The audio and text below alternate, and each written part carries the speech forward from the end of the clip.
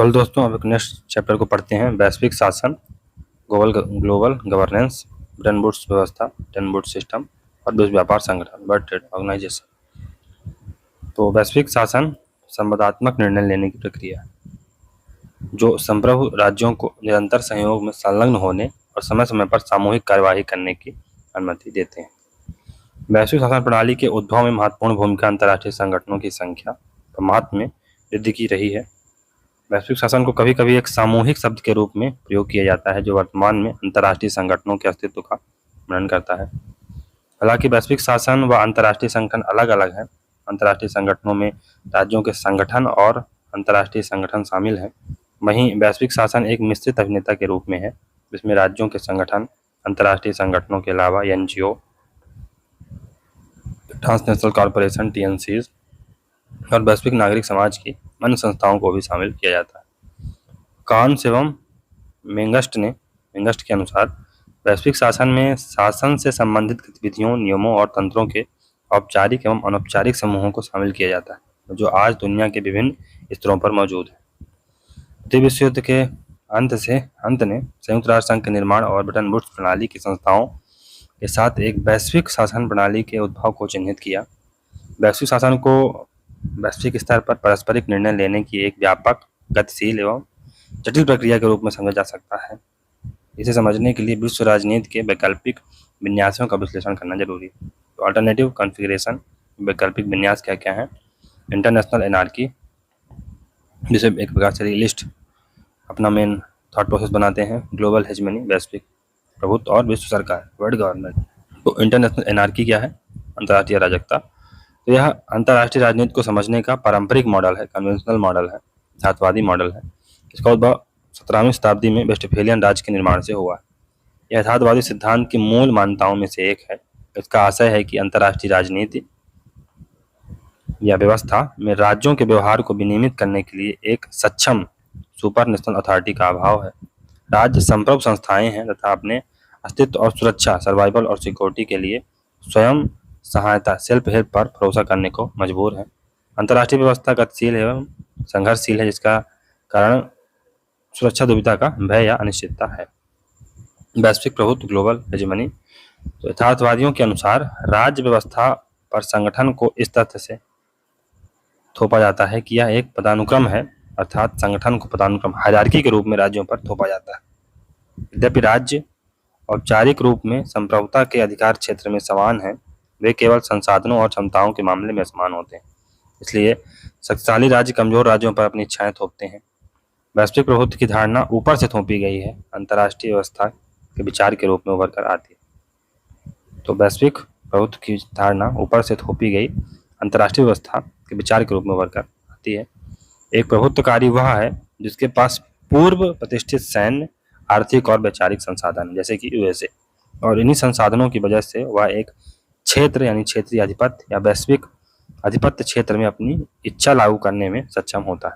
तो अन्य राज्य यानी कमजोर राज्य सुरक्षा और अन्य लाभ प्राप्त करने की उम्मीद से उसका अंधानुकरण, बैंड वैगनिंग करते हैं। तो इसका यूएसए बहुत अच्छा उदाहरण हो सकता है। वैश्विक आधिपत्य अंतर्राष्ट्रीय व्यवस्था के अनुरूप तब होता है जब यह एक भरोसेमंद अंतर्राष्ट्रीय मुद्रा और दुनिया के पुलिस अधिकारी, वर्ल्ड पुलिस ऑफिसर के रूप में कार्य करे। यूएसए का बेसिकली बात की जा रही है यहाँ पर। क्षेत्रीय और अन्य संघर्षों को हल करने में सक्षम। शीत युद्ध की समाप्ति के बाद अमेरिका को इस स्थिति के रूप में देखा जा सकता है।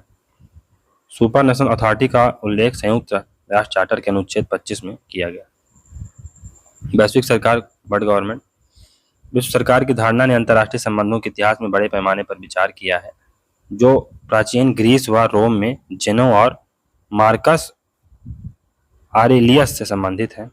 ह्यूगो ग्रोसियस ने कानूनों की एक प्रणाली के पक्ष में अपने विचार दिए हैं जो सभी राष्ट्रों के लिए बाध्यकारी हों। इमैनुएल कांत ने चिरस्थायी शांति का माध्यम मुक्त संघ, पैसिफिक यूनियन बताया। राष्ट्र संघ व संयुक्त राष्ट्र संघ की स्थापना भी इसी तरह का एक प्रयास रहा है। संघीय वैश्विक सरकार का समर्थन Albert Einstein, Winston Churchill, Bertrand Russell और महात्मा गांधी जैसे विचारकों द्वारा भी किया गया है। वैश्विक सरकार अवास्तविक है क्योंकि इसका स्पष्ट संकेत प्राप्त नहीं है कि राज्य या लोग अपनी संप्रभुता को एक वैश्विक संघ या वैश्विक राज्य को देने को तैयार हैं या नहीं। वैश्विक सरकार निम्नलिखित कारणों से अवांछनीय है। यानी एक प्रकार से जरूरी है कि यह अनियंत्रित या यह अनियंत्रण और अनियंत्रित शक्ति की संभावना पैदा करता है, अर्थात यह वैश्विक निरंकुशता में बदल सकती है।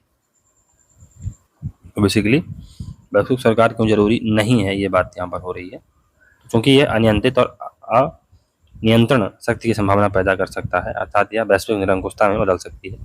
फिर सांस्कृतिक, भाषाई, धार्मिक व अन्य मतभेदों के कारण स्थानीय निष्ठा हमेशा वैश्विक निष्ठा से मजबूत रहेगी। विश्व सरकार की व्यवस्था में लोकतांत्रिक जवाबदेहिता की प्रभावी कमी रहेगी। फिर वैश्विक शासन, ग्लोबल गवर्नेंस। तो वैश्विक शासन का एक केंद्र सरकार की अनुपस्थिति में वैश्विक नीतियों का प्रबंधन है। वैश्विक शासन एक केंद्र सरकार की अनुपस्थिति में वैश्विक नीतियों का प्रबंधन। यह अराजकता से भिन्न है, क्योंकि इसमें निरंतर सहयोग का स्तर और सामूहिक कार्यवाही की प्राथमिकता शामिल है, जो कि अराजकता की स्वयं सहायता, सेल्फ हेल्प की प्रणाली में असंभव। वैश्विक शासन प्रणाली में राज्य स्वेच्छा से सहयोग करते हैं, क्योंकि उन्हें लगता है कि ऐसा करना उनके हित में। वैश्विक शासन को ओए ने अराजकता के तहत सहयोग, कॉपरेशन अंडर एनार्की कहा है। ओए ने क्या कहा है? कॉपरेशन अंडर एनार्की कहा। तो ये ओयो नहीं है, ओए है। वैश्विक शासन का तात्पर्य है विश्व सरकार की स्थापना के बिना या विश्व आधिपत्य को स्वीकार किए बिना अंतर्राष्ट्रीय अराजकता को दूर किया जा सकता है।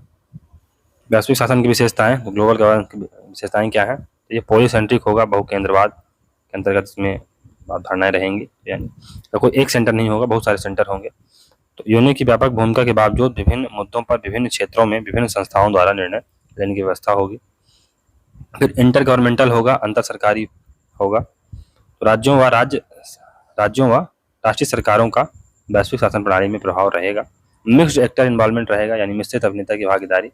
वैश्विक शासन में राज्यों और अंतर्राष्ट्रीय संगठनों के अलावा एनजीओ, टीएनसीज, वैश्विक नागरिक समाज की अन्य संस्थाओं की भूमिका, जो कि निजी सार्वजनिक के विभाजन को तुलना करती है।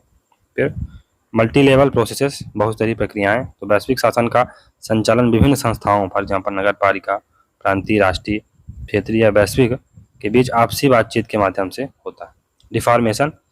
डिफॉर्मलाइजेशन में औपचारिक और कानूनी रूप से गठित निकायों के बजाय मानक आधारित अनौपचारिक अंतर्राष्ट्रीय मानकों या नॉर्म बेस्ड इन्फॉर्म के माध्यम से संचालित होंगे। फिर यूरोपीय संघ को कपूर ने उत्तर आधुनिक दुनिया के केंद्र, यानी दिल, the heart of the post modern world के रूप में चित्रित किया।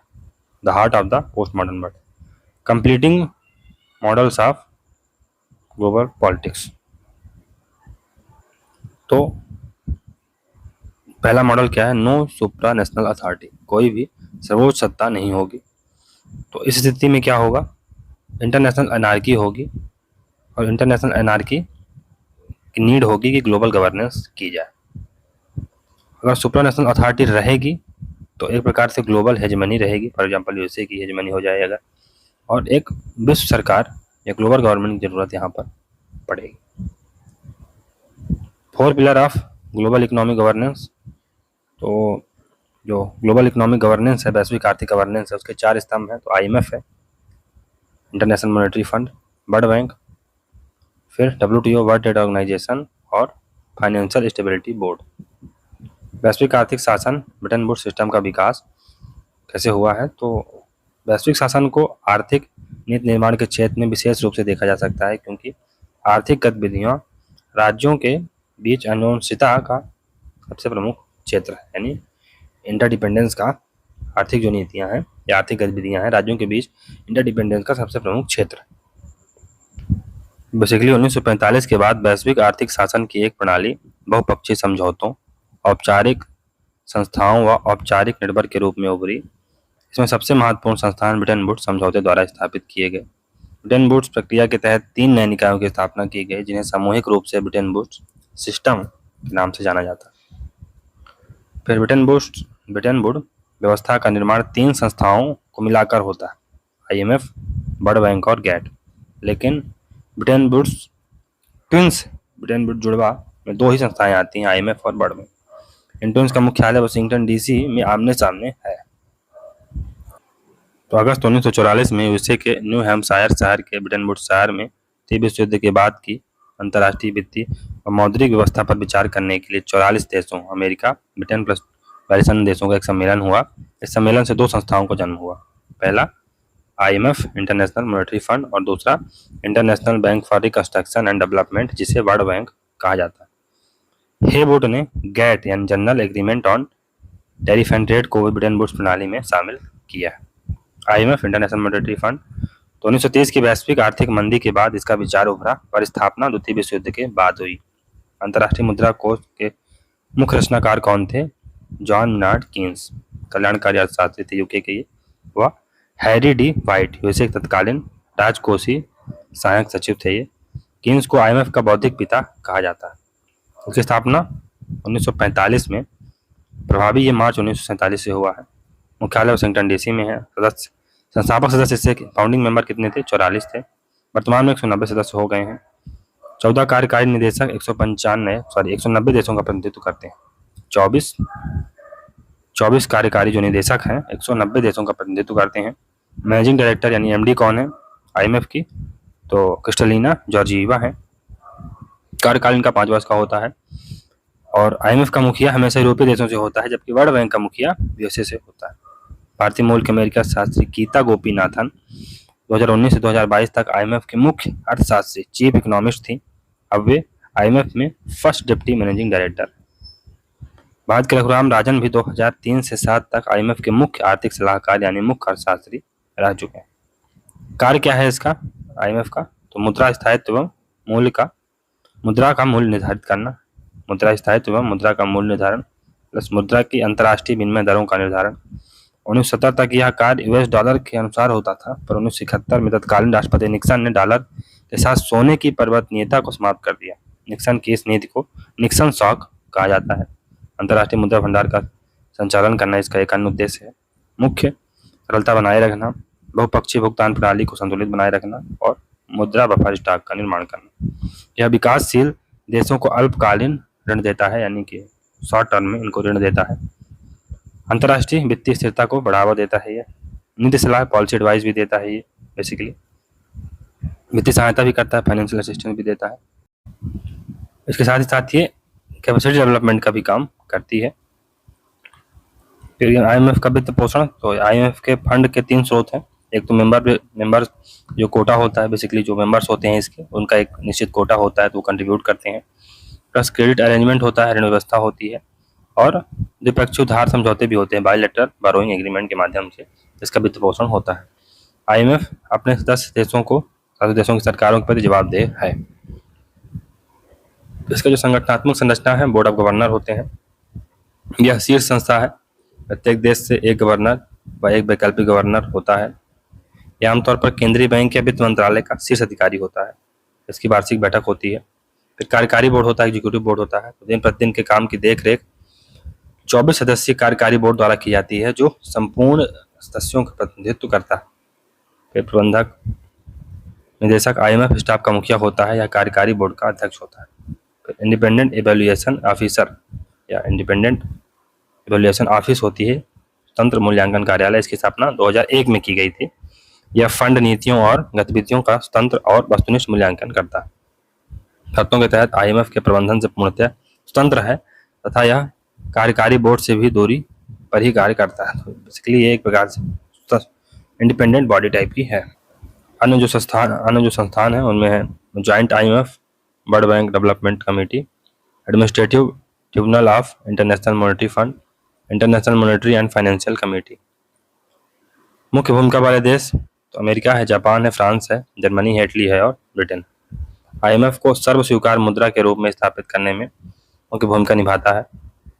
IMF डॉलर को सर्व स्वीकार मुद्रा के रूप में स्थापित करने में मुख्य भूमिका निभाता है। शीत युद्ध के अंत के बाद व्यवस्था अमेरिकी प्रभुत्व का प्रकटीकरण है।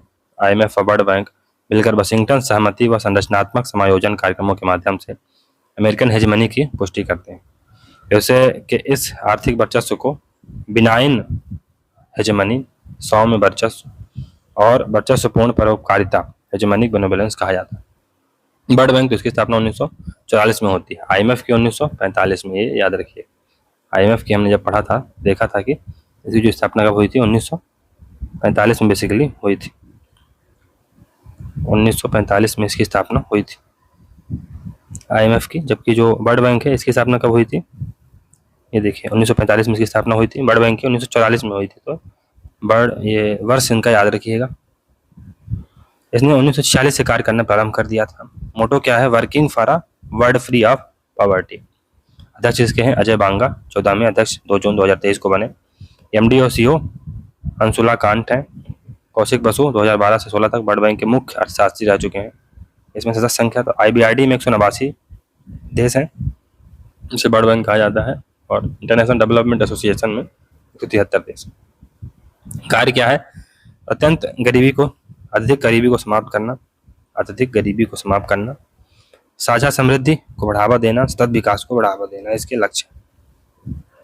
अब विश्व बैंक के मुख्य मूल्य कौन कौन से हैं, तो प्रभाव, इम्पैक्ट है इसका मुख्य मूल्य, फिर अखंडता, आदेशों का सम्मान, टीम वर्क और नवाचार। वर्ल्ड बैंक का शुरुआती उद्देश्य क्या था, पश्चिमी यूरोप की ध्वस्त अर्थव्यवस्थाओं का पुनर्निर्माण करना।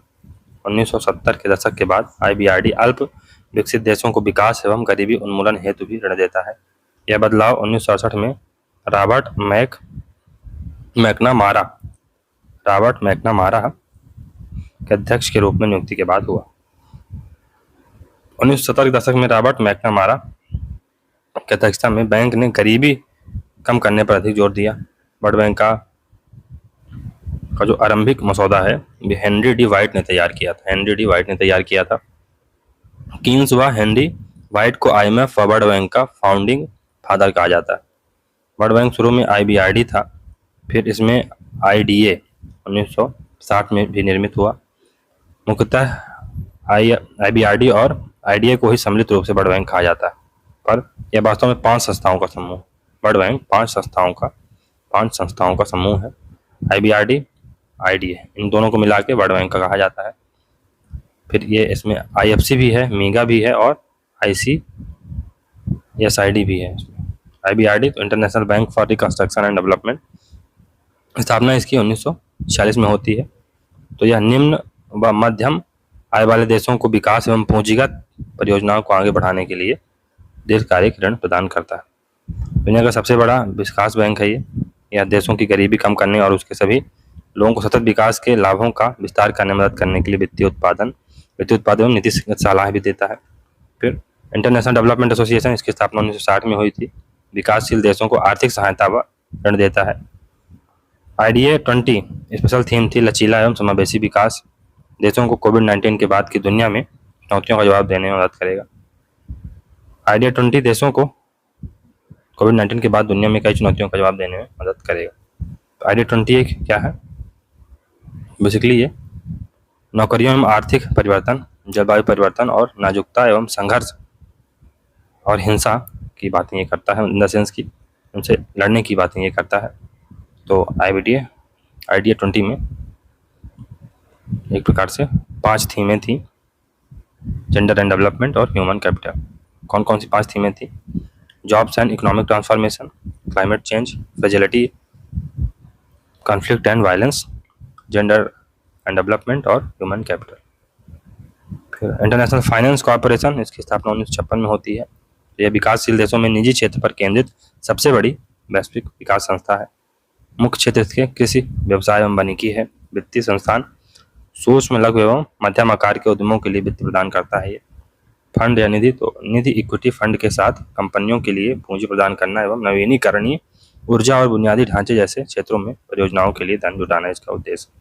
मीगा, उसका फुल फॉर्म क्या है, मल्टीलैटरल इन्वेस्टमेंट गारंटी एजेंसी, 1988 में आती है। ये बहुपक्षीय निवेश गारंटी अभिकरण है। सीमा पार के निजी क्षेत्र के लिए निवेशकों और उधारदाताओं के लिए राजनीतिक जोखिम बीमा और ऋण वृद्धि प्रदान करते हैं। ये फिर international centre for settlement of investment dispute, तो निवेश संबंधी विवादों के निपटारे के लिए अंतर्राष्ट्रीय केंद्र है। ये गेट्स general agreement on trade and tariff, तो व्यापार एवं प्रशुल्कों पर सामान्य समझौता है। ये इस पर हस्ताक्षर 1947 में हुए तथा यह 1 जनवरी 1948 से प्रभावी हुआ।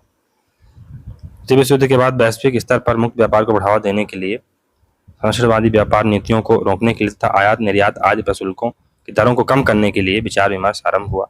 ऐसी वार्ताएं इसलिए भी जरूरी थी क्योंकि प्रशुल्कों की उच्च दर की वजह से आयात निर्यात काफ़ी बाधित हो रहा था, इसलिए ब्रिटेन वुड्स के सम्मेलन में इस पर चर्चा की गई। पहले अंतर्राष्ट्रीय व्यापार संगठन इंटरनेशनल ट्रेड ऑर्गेनाइजेशन की स्थापना का विचार था, पर वह सिरे नहीं चढ़ा। इंटरनेशनल ट्रेड ऑर्गेनाइजेशन का सुझाव यूएनओ की इकोसॉक ने, जो काउंसिल है, इकोनॉमिक एंड सोशल काउंसिल, उसने दिया था। गैट की स्थापना 1 जनवरी 1948 को होती है, 1 जनवरी 1948 को, और 1 जनवरी 1995 को WTO की स्थापना होती है।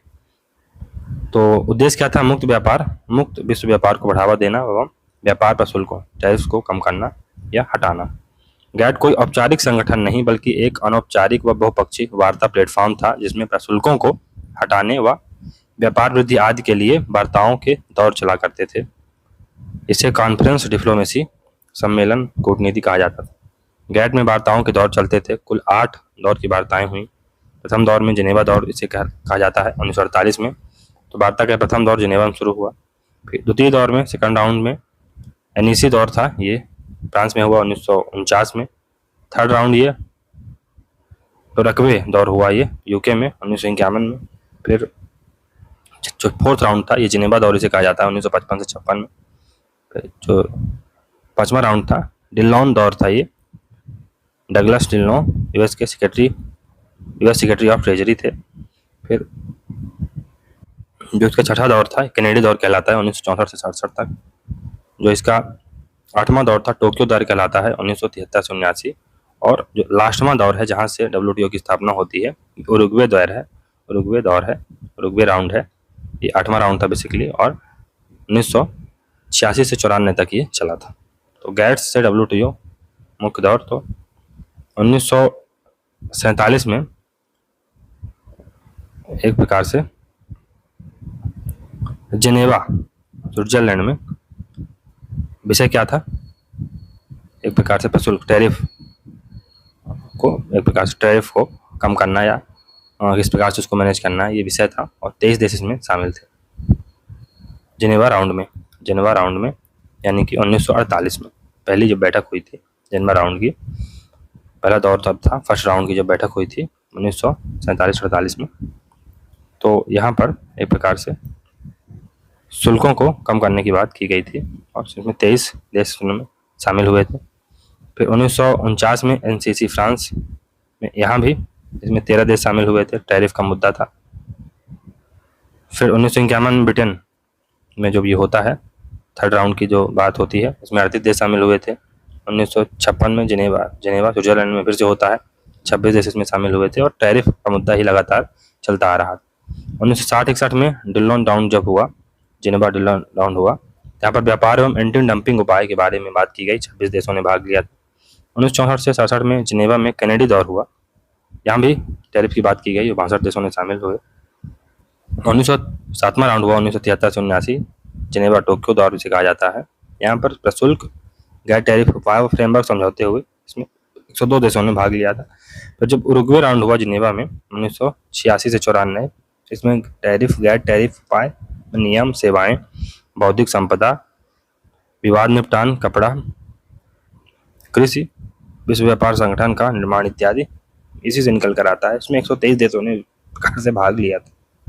तो बेसिकली जो उरुग्वे दौर था ये सबसे महत्वपूर्ण दौर था। यह दौर शीत युद्ध के अंत के समय चल रहा था। एक नई विश्व व्यवस्था व अंतर्राष्ट्रीय विश्व व्यवस्था करवट ले रही थी। उरुग्वे दौर की वार्ता में सेवा, कृषि, व्यापार पर चर्चा की गई, जबकि पूर्व के दौर वस्तु व्यापार पर केंद्रित थे। उरुग्वे दौर में बौद्धिक संपदा अधिकार, निवेश उपाय, सब्सिडी, कोटा जैसे गैर प्रशुल्क बाधाओं को भी वार्ता में शामिल किया गया था। तो गैट के 3 दौर ज़्यादा प्रसिद्ध हैं। पहला कैनेडी दौर 1964 से 67 वाला 6वां दौर की वार्ता थी। टोक्यो दौर 1973 से 79 वाला 7वें दौर की बैठक थी। और उरुग्वे दौर 1986 से 94 8वें दौर की वार्ता थी। सोवियत संघ एवं साम्यवादी चीन ने गैट को पूंजीवादी क्लब की संज्ञा दी थी।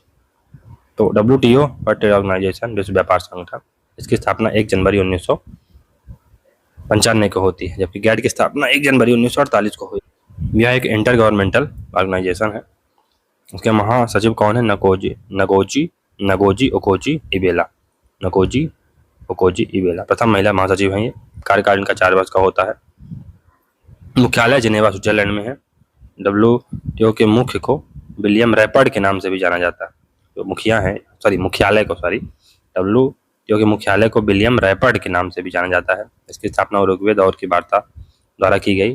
वार्ता कब से कब चली थी? 1986 से 1994 तक। वर्तमान में इसके सदस्य संख्या कितनी है? 164। 162 plus Liberia plus Afghanistan is equal to 164। 130वां सदस्य लाइबेरिया बनता है 2016 में, और 164वां सदस्य बनता है अफगानिस्तान, ये भी 2016 में ही बनता है। WTO में 164 सदस्यों के अलावा 25 पर्यवेक्षक यानी ऑब्जर्वर स्टेट हैं। अल्जीरिया, भूटान, ईरान, उज्बेकिस्तान आदि इसके एक प्रकार से, ईरान, इराक, सीरिया, ये सब क्या हैं? इसके पर्यवेक्षक और ऑब्जर्वर स्टेट्स हैं। चीन 2001 में WTO का सदस्य बना था। चीन 2001 में मंत्री स्तरीय बैठक दोहा कतर में सदस्य बना। चीन WTO का सदस्य 2001 की मंत्री स्तरीय बैठक दोहा कतर में बना। चीन और ताइवान दोनों को सर्वसम्मति से सदस्य बनाया गया था। बहुमत मत भी संभव है, लेकिन इसका उपयोग कभी भी विश्व व्यापार संगठन द्वारा नहीं किया गया। गैट में भी इसका प्रयोग दुर्लभ ही था। तो सहमति से सबके काम कर लिया जाता है, बहुमत का प्रयोग नहीं किया जाता। हालांकि इसका प्रोविजन है बहुमत का, लेकिन इसका प्रयोग रेयर केसों में ही किया जाता है। रूस WTO का सदस्य 2012 में बना। सामान्यतः निर्णय आम सहमति से लिए जाते हैं, लेकिन आम सहमति नहीं होती, वहाँ मतदान द्वारा निर्णय लिए जाते हैं। एक देश का एक वोट होता है। विश्व व्यापार संगठन के समझौतों को सभी सदस्यों की संसदों में अनुमोदित किया जाता है।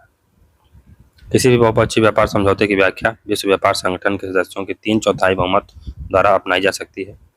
मंत्री स्तरीय सम्मेलन एक पक्षीय समझौते द्वारा किसी विशेष सदस्य पर 3/4 बहुमत है माध्यम से लगाए गए दायित्व को माफ कर सकता है।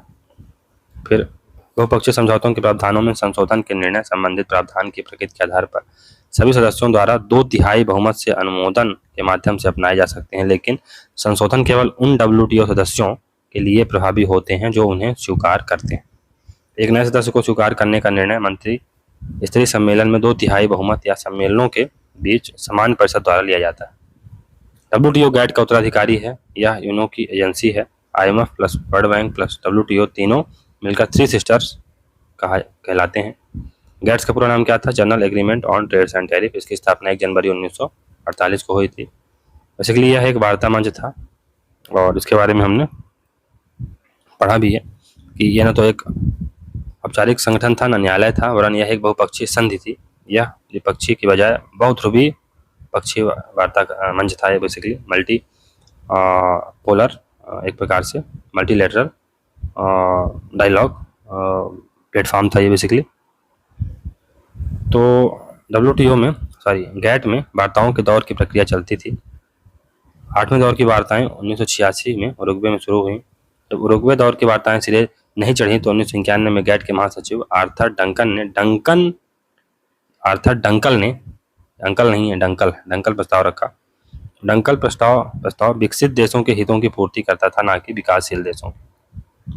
डंकल प्रस्ताव 1994 को गैट के सदस्य देशों ने माराकेश मोरक्को में स्वीकार किया, और 8वें दौर की जो वार्ता है पूर्ण हुई। माराकेश 1994 में डंकल प्रस्ताव स्वीकार करते ही जो WTO है ये अस्तित्व में आ गया। WTO का जन्म माराकेश समझौते से हुआ है। इस प्रकार WTO के चार्टर पर हस्ताक्षर 1994 में माराकेश में किए गए। माराकेश में समझौते पर हस्ताक्षर के साथ ही गैट समाप्त हो गया और उसकी जगह WTO ने ले ली। 1 जनवरी 1995 को विश्व व्यापार संगठन विधिवत रूप से स्थापित हो गया। अब WTO गैट में संबंध क्या है? तो WTO गैट का विस्तार नहीं बल्कि उत्तराधिकारी है। इसने गैट को प्रतिस्थापित किया। गैट अनौपचारिक संगठन था, WTO औपचारिक है। गैट की कानूनी हैसियत नहीं थी, WTO की है। गैट के समझौते स्थायी और बाध्यकारी नहीं थे, जबकि WTO के समझौते स्थायी और बाध्यकारी हैं। फिर WTO की जो विवाद निपटान प्रणाली है गैट की बजाय ज़्यादा मजबूत है। गैट के नियम केवल वस्तुओं के व्यापार पर लागू होते थे, जबकि WTO में वस्तु, सेवा, बौद्धिक संपदा, पूंजी, कृषि सब्सिडी, वस्त्र आदि सब शामिल हैं। गैट प्रशुल्क बाधाओं पर केंद्रित था, जबकि WTO गैर प्रशुल्क बाधाओं जैसे सब्सिडी, कोटा पर भी विचार करता है। WTO के कार्य क्या है? एरिया ऑफ एक्टिविटी क्या है? तो व्यापार वार्ता, विवाद निपटान, क्रियान्वयन और निगरानी, व्यापार क्षमता निर्माण, ये इसकी गतिविधियां हैं। तो व्यापार समझौतों का संचालन, व्यापार वार्ता के लिए एक मंच के रूप में कार्य करना, व्यापार विवादों को सुलझाना, राष्ट्रीय व्यापार नीतियों की समीक्षा करना, विकासशील अर्थव्यवस्थाओं की व्यापार क्षमता का निर्माण, अन्य अंतर्राष्ट्रीय संगठनों के साथ सहयोग करना, विश्व व्यापार संगठन के समझौतों को सभी सदस्यों की संस्थाओं में अनुमोदित किया जाता है, बाइलेटरल और बहुपक्षीय व्यापार समझौतों का क्रियान्वयन, प्रबंधन एवं संचालन करना, व्यापार वार्ताओं का मंच और उनके क्रियान्वयन का मंच है ये। तो डब्ल्यूटीओ एकमात्र वैश्विक संगठन है जो राष्ट्रों के बीच व्यापार के नियमों से निपटता है। इसके केंद्र में डब्ल्यूटीओ के समझौते हैं जिन पर दुनिया के अधिकांश देशों द्वारा बातचीत की जाती है, हस्ताक्षर किए जाते हैं और उनकी संस्थाओं द्वारा पुष्टि की जाती है। डब्ल्यूटीओ का सर्वोपरि उद्देश्य व्यापार प्रवाह को सुचारू एवं स्वतंत्र रूप से तथा अनुमानित रूप से इसका मदद करना है। आज यूनो की बजाय डब्ल्यूटीओ समकालीन वैश्विक परिदृश्य में ज़्यादा महत्वपूर्ण भूमिका अदा कर रहा है। व्यापार की वजह से राजनीतिक जो अर्थशास्त्र की उभरती प्रकृति का एक रूप जटिल अनिश्चितता है, इंटरडिपेंडेंस है, कॉम्प्लेक्स इंटरडिपेंडेंस है। कॉम्प्लेक्स इंटरडिपेंडेंस की अवधारणा जोसेफ नाई एवं रॉबर्ट कोहेन ने दी थी। तो इसका एक प्रकार से संगठन देख लेते हैं, संरचना देख लेते हैं। तो बेसिकली इसमें सबसे ऊपर क्या होता है, मंत्री स्तरीय सम्मेलन होता है, मिनिस्ट्रियल कॉन्फ्रेंस होती है। तो ये सर्वोच्च या शीर्ष स्तर का निर्णय लेने वाला निकाय है। आमतौर पर 2 साल में इसकी बैठकें होती है ना। फिर दूसरा है जनरल काउंसिल। तो जनरल काउंसिल सामान्य परिषद, व्यापार नीति समीक्षा निकाय व विवाद निपटान निकाय के रूप में भी मिलती है। आमतौर पर जनेवा में स्थित राजदूत व प्रतिनिधिमंडल के प्रमुख शामिल, लेकिन कभी कभी सदस्य देशों द्वारा अधिकारियों को भेजा जाता है। जिनेवा एक वर्ष में एक बार इसमें बैठक होती है। इसकी 3 परिषदें हैं। तो इसके सहायक निकाय 11 समितियां हैं। इसके सहायक निकायों 11 समितियां हैं।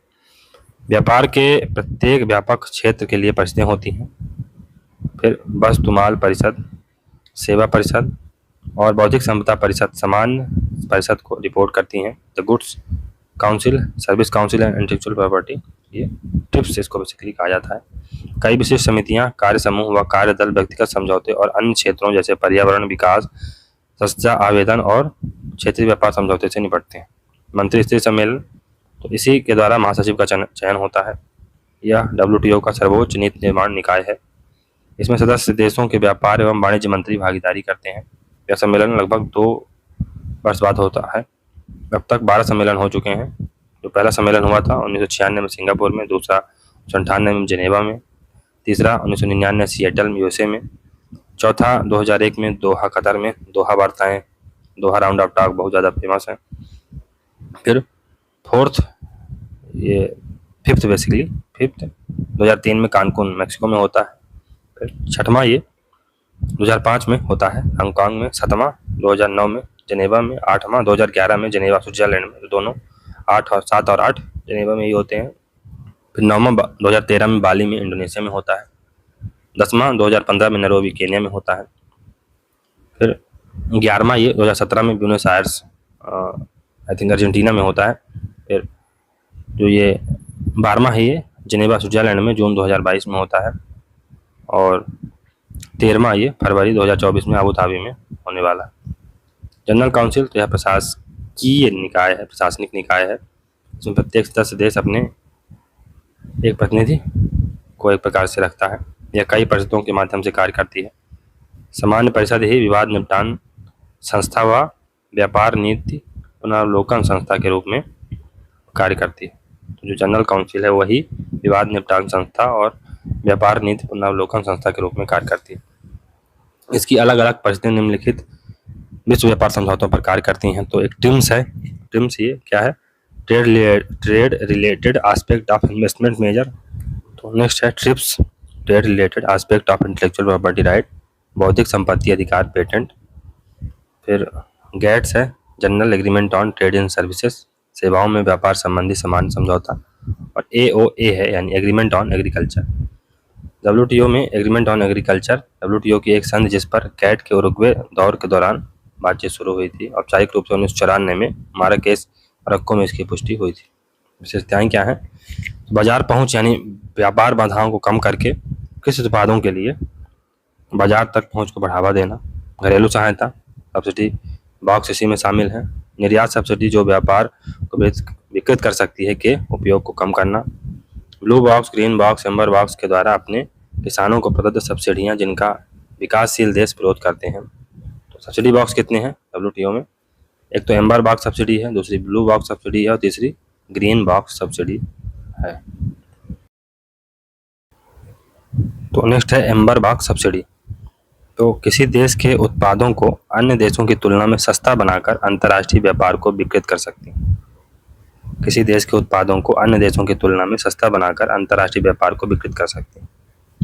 उदाहरण के लिए खाद, बीज, विद्युत, सिंचाई जैसे इनपुट्स के लिए सब्सिडी और न्यूनतम समर्थन मूल्य भारत एमएसपी देता है। तो एमएसपी दिया तो भारत में जो लागत है वो कम हो गई चीज़ों की, लेकिन दूसरे देशों में जहाँ फॉर एग्जाम्पल यूएसए में अगर सब्सिडी नहीं मिलती है तो लागत बढ़ेगी। तो आप मान लो आपकी लागत लगी 1,000 रुपये, तो आप उसे 1,000 से कम में तो बेचोगे नहीं ना, आप कितने में बेचोगे उसको, कम से कम 1,500 लोगे। लेकिन भारत में लागत आपने 500 कर दिया तो आप 1,000 में बेच सकते हो, फिर भी आपको डबल का फायदा हो रहा है। समस्या ये हो जाती है। तो क्या होगा, सामने वाले का प्रोडक्ट 1,500 में बिक रहा है, आप 1,000 में बेच रहे हो, मोर और लेस आपके और उसमें क्वालिटी बराबर है, तो किसकी प्रोडक्ट बिकेगा ज़्यादा, सब्सिडी वाले का। तो इससे क्या होता है, इससे जो एक प्रकार से इंटरनेशनल मार्केट है वो डिस्टॉर्ट होता है, उसमें एक प्रकार से विकृति आ जाती है। एम्बर बॉक्स का उपयोग घरेलू समर्थन में उन सभी उपायों के लिए किया जाता है जिसके बारे में यह माना जाता है कि वे उत्पादन व व्यापार को विकृत कर सकते हैं। एम्बर बॉक्स का उपयोग घरेलू समर्थन में उन सभी उपायों के लिए किया जाता है जिनके बारे में यह माना जाता है कि वे उत्पाद व व्यापार को विकृत कर सकते हैं। हस्ताक्षरकर्ताओं को एम्बर बॉक्स के अंतर्गत आने वाले घरेलू समर्थन मूल्यों को कम करने के लिए प्रतिबद्ध होना आवश्यक होता है। प्रतिबद्ध होना आवश्यक होता है। जो देश इन प्रतिबद्धताओं को, अपने जो कमिटमेंट है को पूरा नहीं करते हैं, उन्हें अपना एम्बर बॉक्स समर्थन अपने उत्पादन मूल्य के 5 से 10% के भीतर रखना चाहिए। मिनिमम क्लॉज है ये, बेसिकली दिया गया है कि आपको जो सब्सिडी है उसको 5 से 10% तक करना चाहिए आपके जो सकल घरेलू उत्पादन है उसका। विकासशील देशों के लिए 10% है, विकसित देशों के लिए 5% है। लेकिन विकसित देशों का ये 5%, आप सोचो एक प्रकार से यूएसए की जो इकोनॉमी है कितनी है, 30 ट्रिलियन, उसका 5%, और भारत की इकोनॉमी 2 ट्रिलियन का या 3 ट्रिलियन का 10%, कितना अंतर ही नहीं है ना। तो इस प्रकार से जो यहाँ पर एम्बर बॉक्स की सब्सिडी है, एक प्रकार से सब्सिडी वगैरह को जो सरकार देती है उसको 5% विकासशील देशों के लिए, विकसित देशों के लिए, और विकासशील देशों को 10% तक एक प्रकार से प्रतिबंधित करती है कि चलो ठीक है इतना आप कर लो। लेकिन अब कहाँ 3 ट्रिलियन डॉलर का 10% और कहाँ 30 ट्रिलियन डॉलर का 5% ज़्यादा होगा। भारत का एमएसपी कार्यक्रम जांच के दायरे में है क्योंकि यह 10% की सीमा से अधिक है, लेकिन भारत मानता ही नहीं। ब्लू बॉक्स, तो इस सब्सिडी का उद्देश्य उत्पादन कोटा आरोपित करके अथवा किसानों के लिए अपनी भूमि का एक हिस्सा खाली छोड़ना अनिवार्य करके उत्पादन को सीमित करना। वर्तमान में ब्लू बॉक्स सब्सिडी पर खर्च करने की कोई सीमा नहीं है। ग्रीन बॉक्स, तो विकासशील देशों द्वारा कृषि शोध व विकास हेतु भारी सब्सिडी घरेलू समर्थन के उपाय जो व्यापार विकृति का कारण नहीं बनते हैं या कम से कम विकृति का कारण बनते हैं। ये सब्सिडी फसलों पर बिना किसी मूल्य समर्थन के सरकार द्वारा वित्त पोषित है। इसमें पर्यावरण संरक्षण व क्षेत्रीय विकास कार्यक्रम भी शामिल है, बिना किसी सीमा के अनुमति कुछ परिस्थितियों को छोड़कर। तो जो ग्रीन बॉक्स की जो सब्सिडी है, बेसिकली इसमें आप कितनी भी सब्सिडी दे सकते हो, तो लेकिन इसकी शर्त है आप प्रौद्योगिकी पर खर्चा करो, टेक्नोलॉजी पर खर्चा करो। तो जो विदेशी जो कंपनियां होती हैं, जो विदेश जैसे यूएसए जैसे देश हैं, तो ये टेक्नोलॉजी पर, इनोवेशन पर, है ना, कैसे किसानों की आय को दुगना किया जाए टेक्नोलॉजी के माध्यम से, उन पर खर्चा करते हैं, है ना। पर्यावरण संरक्षण के पर काम करते हैं, है ना। इससे ओवरऑल उनका प्रोडक्शन ऊपर जाता है। अब भारत जैसा देश टेक्नोलॉजी पर कितना ही खर्चा कर लेगा, तो अच्छा तो ये है भारत में ज़्यादा तो टेक्नोलॉजी इम्पोर्टेड रहती है। तो यहाँ पर ये जो एक प्रकार से ग्रीन बॉक्स सब्सिडी का उपयोग करके जो विदेशी ताकतें हैं, वेस्टर्न ताकतें हैं, यूएसए जैसे देश हैं, ये इसमें धड़ल्ले से सब्सिडी दे देते हैं। तो एक प्रकार से इनका भी जो उत्पादन की लागत है बहुत कम हो जाती है, और इंटरनेशनल मार्केट में ये भारत जैसे देश या थर्ड वर्ग के जो देश हैं उनसे आगे निकल जाते हैं। डब्ल्यूटीओ का शांति समझौता, पीस क्लॉज क्या है, तो अंतरिम उपाय के रूप में विश्व व्यापार संगठन के सदस्यों को दिसंबर 2013 में पीस क्लॉज, शांति समझौता नामक एक तंत्र पर सहमति जताई और स्थायी समाधान के लिए बातचीत करने का संकल्प लिया। इसके तहत डब्ल्यूटीओ के सदस्यों ने विश्व व्यापार संगठन के विवाद समाधान फोरम में विकासशील राष्ट्रों द्वारा निर्धारित जो सीमा है, जो निर्धारित सीमा जैसे 5%, 10% में किसी भी उल्लंघन को चुनौती देने से बचने पर सहमति व्यक्त हुई कि आप अगर हमने 10% की जो सीमा है उसको ब्रीच भी कर दिया तो आप चुनौती नहीं दे सकते हो। ये पीस क्लॉज दिया गया था 2013 में बेसिकली। यह बंद तब तक बना रहेगा जब तक कि खाद्य भंडारण के मुद्दे का स्थायी समाधान नहीं हो जाता, जो कि कभी होने वाला नहीं। सचिवालय, क्योंकि भारत जैसे देश अफोर्ड ही नहीं कर पाएंगे ना बेसिकली, तो इसका सचिवालय, तो महासचिव इसके डायरेक्टर जनरल वर्तमान में नगोजी ओकोजी इबेला है। महानिदेशक कार्यकाल 4 वर्ष का होता है। महानिदेशक का चुनाव मंत्री स्थित सम्मेलन द्वारा किया जाता है। सचिवालय जिनेवा में है, नेतृत्व महासचिव द्वारा किया जाता है। जिनेवा के बाहर इसका शाखा कार्यालय नहीं है। विश्व व्यापार संगठन के सदस्यों के द्वारा निर्णय लिए जाते हैं, इसलिए सचिवालय के स्वयं के निर्णय लेने की भूमिका नहीं होती। इसके मुख्य कर्तव्य क्या हैं? तो विभिन्न परिषदों, समितियों और मंत्री जैसे सम्मेलनों के लिए तकनीक सहायता, टेक्निकल सहायता प्रदान करना, विकासशील अर्थव्यवस्थाओं के लिए तकनीक सहायता प्रदान करना, विश्व व्यापार का विश्लेषण करना। सचिवालय विवाद प्रक्रिया में कुछ कानूनी सहायता भी प्रदान करता है। क्वाड या क्वार्टर या बेसिक, तो यह WTO में विकसित देशों, for example USA, Canada, European union, Japan का अनौपचारिक गुट है। क्वाड या क्वार्टर या बेसिक, जो WTO वार्ताओं को अपने हिसाब से संचालित करता है। क्वाड देशों के, ये वो वाला क्वाड नहीं है जो भारत, जापान, ऑस्ट्रेलिया और एक प्रकार से USA, वो वाला नहीं है, ये दूसरा WTO से रिलेटेड है। तो क्वाड देशों के प्रतिनिधि WTO की ग्रीन रूम वार्ताओं में विकासशील देशों के एक प्रतिनिधि बुलाकर उसे धमका कर सौदेबाजी, बार्गेनिंग कर कर अपनी बात को मनवा लेते हैं। बेसिक देश हैं, ब्राज़ील है, दक्षिण अफ्रीका है, भारत है और चाइना है। चाइना इसका विरोध करता है। यह मतलब ये जो बेसिक देश हैं इसका विरोध करते हैं। क्वाड देश एक प्रकार से, जिसमें मान लो कोई अफ्रीका का छोटा सा देश ले लो, फॉर एग्जाम्पल सोमालिया ले लो या बुरुंडी ले लो, है ना। अब उस देश की औकात क्या कि इन लोगों के सामने वो कुछ बोल सके। अब चूंकि WTO में क्या रहता है कि अगर आपने एक भी सदस्य ने वोट नहीं किया तो प्रस्ताव पारित नहीं हो पाता है। सबसे बड़ी जो अच्छाई है WTO की यही है। भारत जैसे जो देश हैं वो एक प्रकार से टांगड़ा ही देते हैं, एक प्रकार से बीटो ही कर देते हैं। क्यों? क्योंकि अगर कंसेंसस से पास नहीं हुआ, ये एक भी वोट खाली रह गया तो पास नहीं होगा कोई भी एग्रीमेंट। ये बेसिकली बात है। तो अब जैसे छोटे देश हैं, अगर अमेरिका जैसा देश बुरुंडी या रवांडा जैसे देशों को बुलाएगा और कहेगा कि इस पर हस्ताक्षर करना है, तो मना कर सकता है? नहीं कर सकता। इसीलिए समूह बनाए जाते हैं, जो इंटरनेशनल ग्रुप्स हैं वहाँ पर समूह बनाए जाते हैं। तो क्वाड हो गया, जो बेसिक कंट्रीज हैं, फॉर एग्जांपल ब्राज़ील, दक्षिण अफ्रीका, भारत और चाइना, तो इनको बेसिक कंट्री कहा जाता है। ये इसका विरोध करते हैं कि मोनोपोली को आपको तोड़ना है।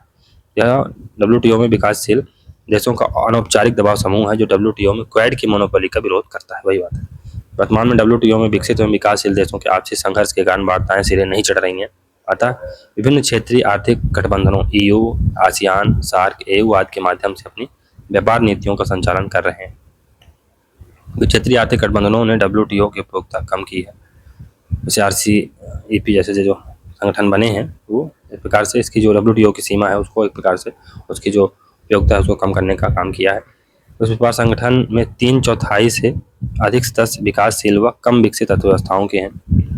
सभी WTO समझौते में उनके लिए विशेष प्रावधान शामिल है जिसमें प्रतिबद्धताओं को लागू करने के लिए लंबी अवधि, उसके व्यापारिक अवसरों को बढ़ाने के उपाय और वैश्विक व्यापार में भाग लेने के लिए बुनियादी ढांचे के निर्माण में सहायता के लिए समर्थन शामिल है।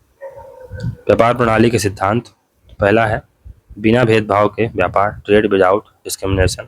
एक मोस्ट फेवर नेशन का एक प्रकार से सिद्धांत चलता है, मोस्ट फेवर नेशन का। तो राष्ट्रीय व्यवहार, विदेशियों और स्थानीय लोगों के साथ समान व्यवहार, national treatment, treating foreigners and local security. तो इसमें हम लोग जो फॉरेन विदेशी लोग हैं और जो फॉरेनर्स हैं उनको मार्केट में एक रूप से ट्रीट करते हैं।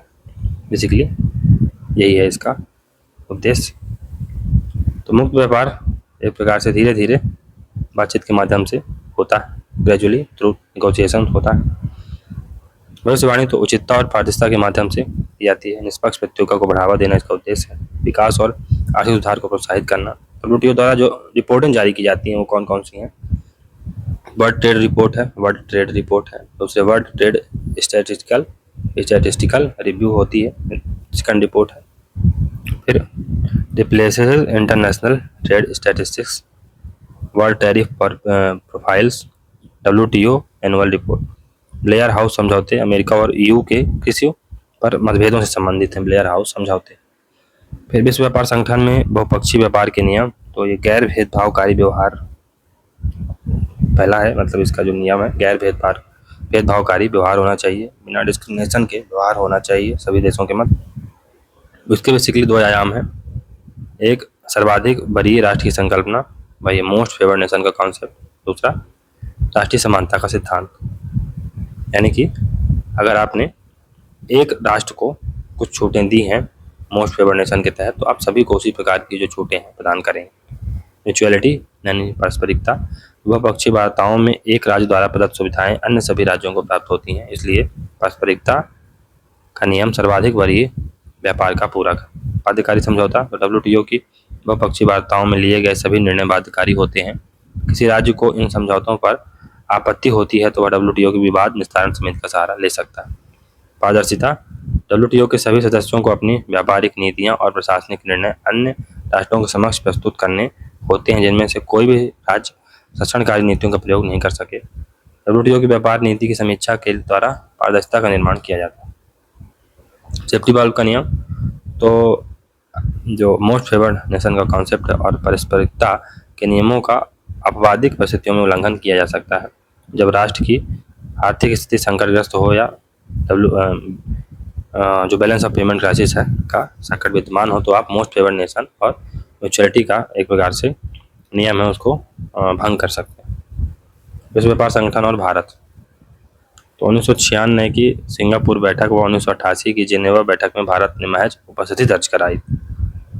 ऋग्वेद चक्र की वार्ताओं में ट्रिप्स और ट्रिम्स के मुद्दे पर भारत ने आपत्ति व्यक्त की। भारत ने 1999 में सिएटल बैठक में पर्यावरण एवं श्रम को व्यापार से जोड़ने का भारी विरोध किया था।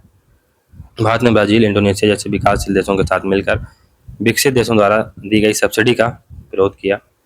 2001 की दोहा विकास वार्ता, दोहा डेवलपमेंट टॉक्स जो थी, दोहा राउंड ऑफ टॉक, और 2003 की कानकुन बैठक में किस सब्सिडी के मुद्दे पर भारी विरोध हुआ। भारत टेक्सटाइल का एक बड़ा निर्यातक देश है, परंतु विकासशील देशों की डंपिंग विरोधी नीतियों के कारण भारत का निर्यात अधिक प्रभावित हुआ है। 1980 के दशक के बाद से वाशिंगटन सर्वसम्मति के उद्भव के कारण नव उदारवाद की ओर से ब्रेटन वुड्स के अर्ध व्यापारिक वाद पर उदारवाद की विजय को चिन्हित किया है। गिल्पिन ब्रेटन वुड्स का अंत अमेरिकी आधिपत्य में गिरावट को दर्शाता है। The end of Bretton Woods reflected a decline in US hegemony. अब एक फाइनेंशियल स्टेबिलिटी बोर्ड होता है, तो 2008 की घटना के बाद दुनिया भर के शेयर बाजार गिर गए और वैश्विक पूंजी बाद का पतन कगार पर दिखा। ब्रेटन वुड्स में सुधार हुआ, नए ब्रेटन वुड्स की चर्चा सामने आई। फाइनेंशियल स्टेबिलिटी बोर्ड को वैश्विक आर्थिक शासन की संरचना के चौथे स्तंभ के रूप में निर्मित किया गया।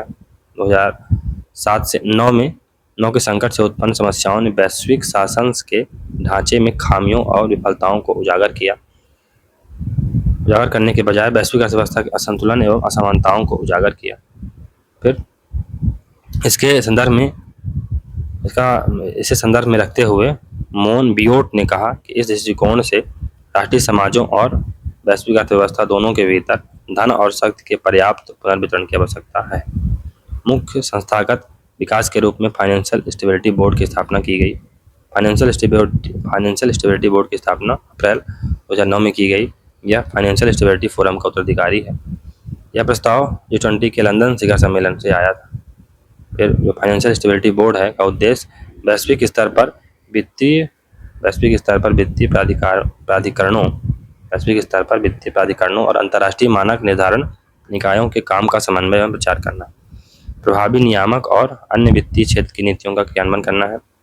फिर वित्तीय स्थिरता बोर्ड में G20 के साथ ही अन्य विकसित और उभरती अर्थव्यवस्थाओं शामिल है।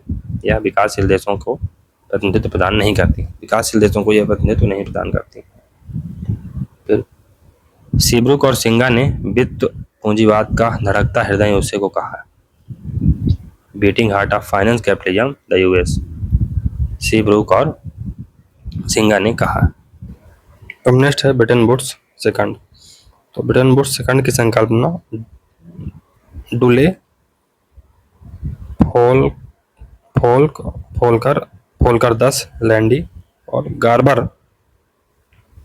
द्वारा प्रस्तावित की गई है। डुले फोल्कर 10 लैंडी और गार्बर द्वारा प्रस्तावित की गई है। यह एक नई प्रसिद्ध आर्थिक व्यवस्था है जो चीन व अन्य एशियाई देशों के वित्त बाजार अर्थव्यवस्था में उभरने के परिणाम स्वरूप अस्तित्व में आई है। डीएफजी के अनुसार चीन और अन्य एशियाई देशों ने युद्ध के बाद के वर्षों में जापान द्वारा अपनाई गई रणनीति के समान ही निर्यात आधारित रणनीति अपनाई है। यह प्रक्रिया आर्थिक रणनीति डॉलर मूल्य वाली संपत्तियों के रूप में अधिकाधिक भंडार के निर्माण पर आधारित है। सेकंड, चीन व एशियाई देशों में वर्तमान निश्चित विनिमय दर और नियत नेतृत्व विकास का प्रतिमान है।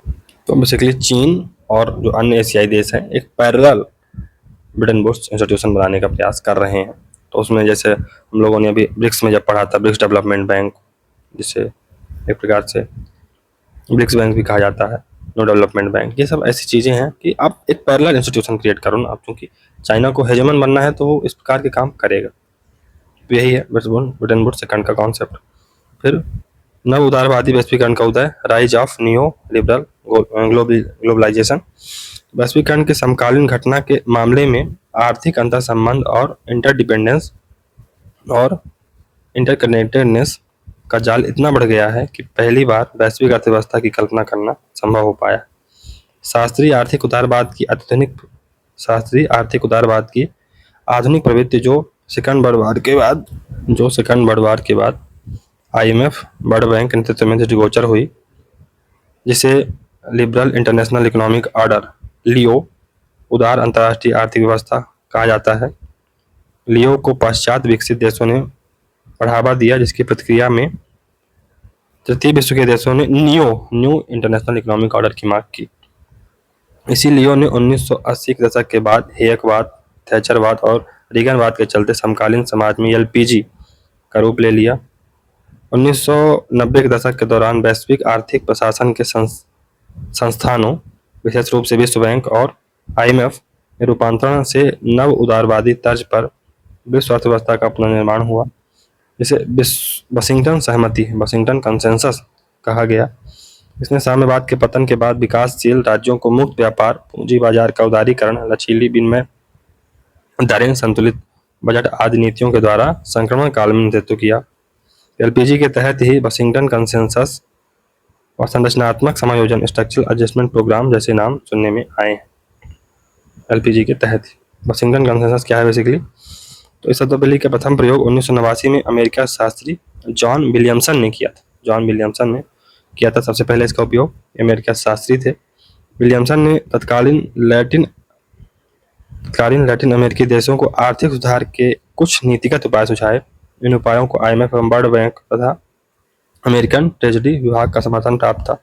1991 में सोवियत संघ के पतन के बाद पूर्व साम्यवादी देशों और तृतीय विश्व के देशों ने अपनी आर्थिक स्वास्थ्य सुधार के लिए वाशिंगटन सहमति को अपनाया। वाशिंगटन सहमति का सार है स्थिरीकरण, निजीकरण और उदारीकरण, स्टेबलाइजेशन, प्राइवेटाइजेशन और लिबरलाइजेशन। वाशिंगटन सहमति के तहत किए जाने वाले नीतिगत सुधार तो वित्तीय अनुशासन, करों में सुधार, उदारीकरण तो मुक्त एवं खुला बाजार, व्यापार का उदारीकरण एंड लिबरलाइजेशन, प्रतिस्पर्धा पूर्ण विनिमय दर, व्यापार दर उदारीकरण, व्यापार उदारीकरण, एफडीआई में यानी प्रत्यक्ष विदेशी निवेश में उदारीकरण यानी पूंजी का मुक्त प्रवाह हो, फिर प्राइवेटाइजेशन हो, डीरेगुलाइजेशन हो यानी व्यापार बाधाओं और प्रतिबंध करने वाले कानून को हटा दिया जाए, जैसे भारत में लाइसेंस कोटा परमिट राज था वगैरह वगैरह, ये सब हटा दिए गए।